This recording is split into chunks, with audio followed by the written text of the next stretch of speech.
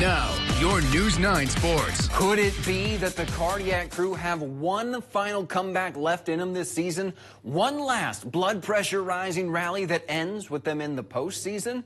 They just might. Brandon Woodruff on the dirt tonight against the Cardinals, and he was pitching like he had a date after this one. Woody tossed 10 strikeouts through 6 scoreless innings to become the first pitcher in franchise history with 4 consecutive games of 10 or more strikeouts. Now, if only he could get some offense. Luckily, Hunter Renfroe's on the roster and has been hot pocket, fresh out of the microwave hot lately.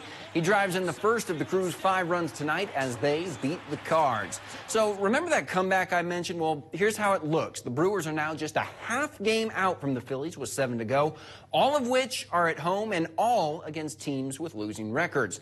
As for the team they're chasing, well, never thought I'd say this, but go Cubs. They've made this rally possible by beating the Phillies twice with 1 more to go. From there, Philly has 4 against the Nats before a 3-game series that could decide the wild card against the best team in the AL, the Astros.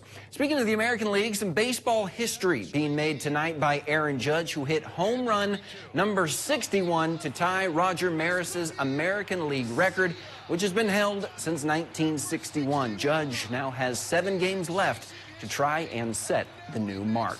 How many times have you heard, listen to your body, it'll tell you what it needs? And how many times have you actually done it?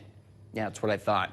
Well, after a taxing battle in the Florida heat and humidity Sunday, Matt LaFleur actually applied that principle to the Pack's practices this week and listened to his team's bodies. With 9 players and notable names like Jair Alexander, Bakhtiari, Alan Lazard, Christian Watson, and A.J. Dillon on the injury list today, he thought it best to lighten the workload for this week.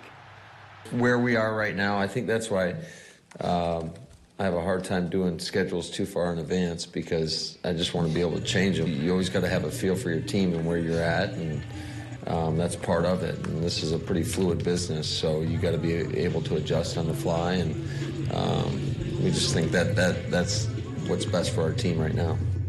And finally, our favorite part of the week was school back in session. It's Athlete of the Week, but we're going to do it a little bit different this time around. This team is as gritty as any volleyball team out there, and that's why we're highlighting the Tomahawk girls volleyball team as this week's athlete or athletes of the week.